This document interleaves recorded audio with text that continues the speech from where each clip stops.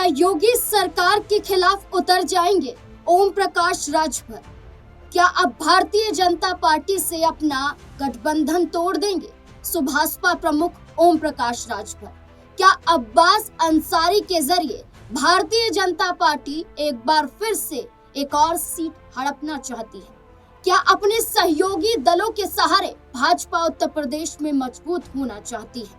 आजम खान, अब्दुल्ला आजम, इरफान सोलंकी के बाद अब अब्बास अंसारी की विधायकी रद्द हो गई है। रविवार का दिन, छुट्टी का दिन और विधानसभा सचिवालय खुलवाया गया। विधानसभा सचिवालय खुलवाया गया, एक आदेश दिया गया और चुनाव आयोग को इसकी सूचना पहुंचाई गई। यानी कि अब्बास अंसारी के खिलाफ एक ऐसे दिन फैसला लिया गया, आनन फानन में फैसला लिया गया, जिसके बाद सवाल खड़े हो रहे हैं कि आखिरकार इतनी जल्दबाजी कैसे। मऊ की सदर विधानसभा सीट की बात करें, अब्बास अंसारी वहां से विधायक थे सुभाषपा पार्टी से, और अब हेट स्पीच मामले में 2 साल की सजा मऊ एमपी एमएलए कोर्ट से अब्बास अंसारी को सुनाई जाती है। इसके बाद अब्बास अंसारी का कहना होता है कि वो हाई कोर्ट का रुख करेंगे, इंसाफ जरूर पाएंगे, क्योंकि उन्हें फंसाने की कोशिश की जा रही है। सवाल कई खड़े हो जाते हैं कि क्या हाई कोर्ट का रुख करने से पहले अब्बास अंसारी की विधायकी रद्द करने के पीछे क्या मकसद हो सकता है, और अब ओम प्रकाश राजभर क्या कदम उठाते हुए नजर आएंगे अपने इसी नेता के लिए? अब देखना होगा। और इसी से जुड़े हुए कई सवाल हैं, सवालों के जवाब लेंगे। मेरे साथ मेरे वरिष्ठ सहयोगी अमन सर जुड़ चुके हैं। सर, बहुत बहुत स्वागत है। सर, जैसे हमने चर्चा की कि आजम खान, अब्दुल्ला आजम, इरफान सोलंकी, ये 3 ऐसे नाम हैं जो अल्पसंख्यक कैटेगरी से आते हैं, एक मुस्लिम वर्ग से आते हैं। अब अब्बास अंसारी की बात है कि अब उनकी भी विधायकी रद्द हो गई है, और जैसा कि कहा गया कि छुट्टी के दिन सचिवालय खोला गया, फैसला लिया गया, चुनाव आयोग तक इसकी सूचना दी गई। क्या जल्दबाजी का कारण हो सकता है जो यहाँ नजर आ रहा है? देखिए नाज़मीन, पहले भी ये बात हो चुकी कि क्या उत्तर प्रदेश में जो मुस्लिम लीडरशिप है उसको खत्म करना चाहती है बीजेपी, क्योंकि आप देखिए पहले अतीक को लेकर पूरा मामला हुआ, उसके बाद मुख्तार अंसारी को लेकर पूरा मामला हुआ, फिर आजम खान का नाम इसमें निकल कर सामने आया, और अब जिस तरह से अब्बास अंसारी का नाम निकल कर सामने आया है उसमें ये कहा जा रहा है कि इतनी आखिर जल्दबाजी क्यों है, क्यों योगी सरकार इस तरह से तुरंत फैसला करना चाहती है कि चलिए कोर्ट ने तो कोई फैसला किया है, लेकिन उससे ज्यादा तत्पर जो है, उससे ज्यादा मुस्तैदी के साथ में उत्तर प्रदेश की सरकार नजर आती है। आप जरा देखिए नाज़मीन की रविवार को यानी कि संडे को छुट्टी के दिन सचिवालय खुलवाया जाता है, तुरंत इस बात का कह सकते हैं कि चुनाव आयोग को भेजा जाता है कि भाई ऐसे ऐसे इनकी विधायकी रद्द होनी चाहिए, क्योंकि इनको 2 साल की सजा मुकर्रर की गई है कोर्ट की तरफ से। अब यहाँ पर ये बड़ा फैसला है वो निकल कर सामने आ रहा है अब्बास का, कि वो यहाँ से अब हाईकोर्ट की तरफ अपील करेंगे, या उनका जो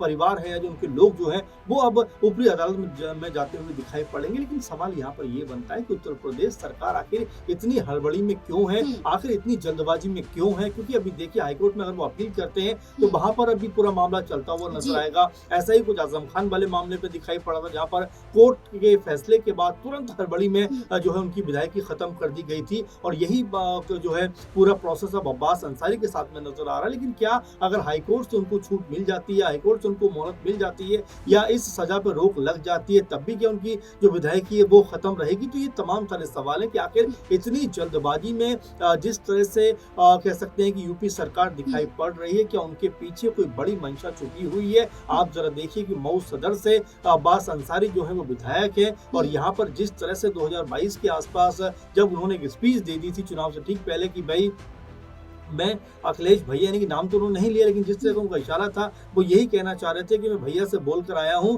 कि चुनाव के बाद सरकार बनते ही अगले 6 महीने तक किसी का यहां से ट्रांसफर नहीं किया जाएगा, क्योंकि जितने भी अधिकारी हैं उनसे पहले हिसाब किताब होगा। अब जरा इस लाइनों पे आप गौर करिए, ना उन्होंने किसी को मारने की बात कही है, ना उन्होंने किसी को पीटने की बात कही है, उन्होंने सिर्फ यहीं पर ये एक सवाल जुड़ जाता है कि जैसा कि आपने कहा कि उन्होंने किसी का नाम नहीं लिया, सिर्फ सिर्फ अधिकारियों को उन्होंने फटकारा, एक धमकी दी कि एक सरकार बनने के बाद जवाब सबको दिया जाएगा।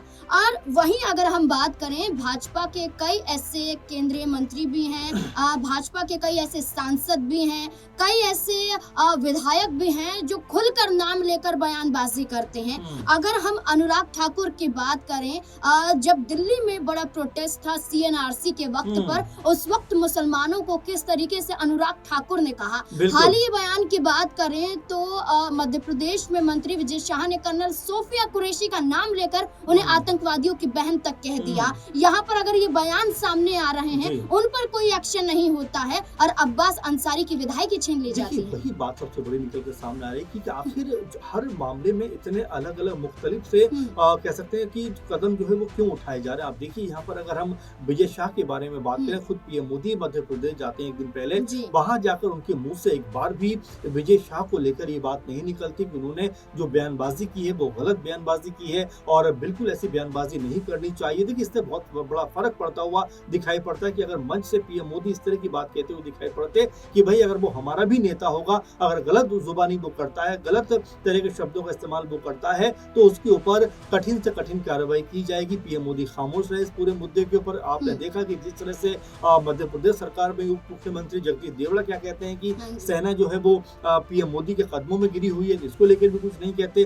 अब अगर हम बयानों की ही बात करें तो इससे पहले अनुराग ठाकुर ने क्या बयान दिया था उसको कोट करने में कल से हम असहज हो जाएंगे बोलने में। तो ये तमाम जो बातें हैं वो आखिर अनदेखी क्यों कर दी जाती है। और यहाँ पर जब एक कह सकते हैं कि एक मामला निकल कर सामने आता है जिसमें वो नाम भी नहीं लेते और कोई गलत या गाली गलौज जैसे शब्दों का इस्तेमाल भी नहीं करते, लेकिन उसके बावजूद भी अगर उनके खिलाफ फैसला आया है तो अभी भी उनके पास ये मौका है कि भाई वो हाईकोर्ट जा सकते हैं और तमाम तरह से अपनी अपील को दायर कर सकते हैं। लेकिन जिस तरह से यहाँ पे योगी सरकार इस पूरे मामले के ऊपर हड़बड़ी दिखा रही है, जल्दबाजी दिखा रही है, क्या ऐसा लगता है कि वो अब्बास अंसारी की विधायकी छीन लेने को आतुर थे? क्या ऐसा लगता है कि अब्बास अंसारी की को लेकर वो इस फैसले का इंतजार कर रहे थे? क्योंकि देखिए संडे को इतनी जल्दबाजी में क्यों आखिर जो है कह सकते हैं कार्यालय खुलवाया गया एक तरीके सचिवालय का, उसके बाद ये जो है अपील कर दी गई कि भाई उनका जो विधायक का जो तमगा है वो छीन लिया जाए क्योंकि अब उनको सजा मिल चुकी है। ये तमाम सारे प्रश्न जो उठ के सामने आ रहे हैं और यहाँ पर सीधे सीधे अगर देखा जाए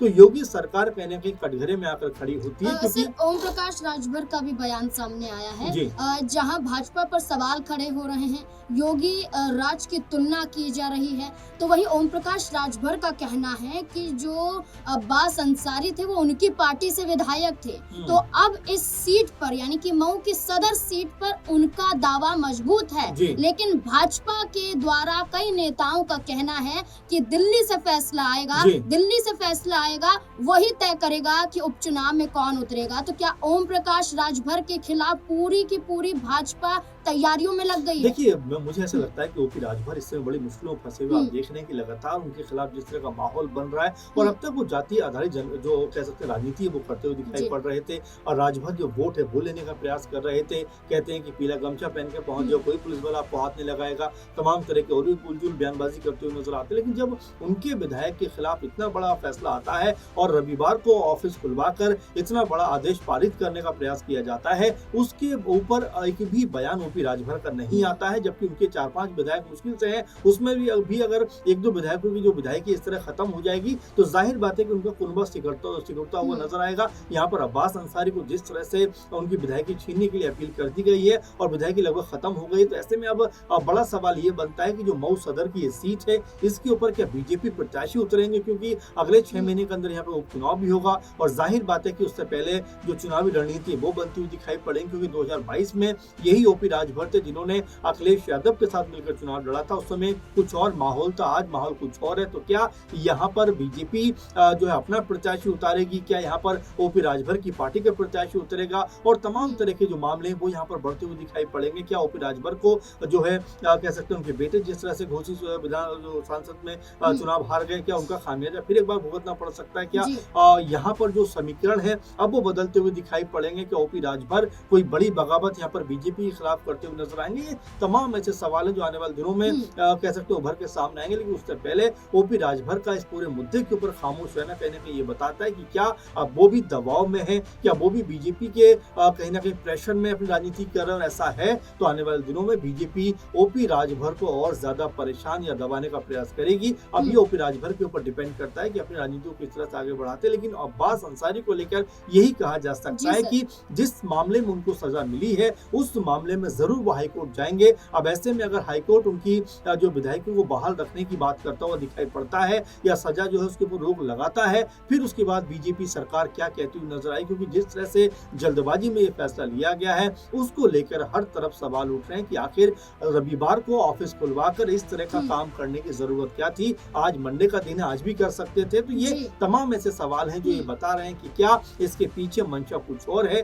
क्या बीजेपी यहाँ पे कोई बड़ा जो राजनीतिक गेम है वो खेलना चाहती है। और उससे बड़ा प्रश्न कि क्या बीजेपी उत्तर प्रदेश में जो मुस्लिम लीडरशिप है उसको बारी बारी से खत्म करना चाहती है, कम करना चाहती है, कमजोर करना चाहती है। ऐसे सवाल हैं जो उत्तर प्रदेश की राजनीति में खूब इस समय गूंजते हुए दिखाई पड़ रहे हैं। अब दो जरिए बच जाते हैं। एक तो अब्बास अंसारी क्या वाकई हाईकोर्ट का रुख करेंगे और हाईकोर्ट के रुख के बाद क्या फैसला उनके पक्ष में ही आएगा या फिर नहीं।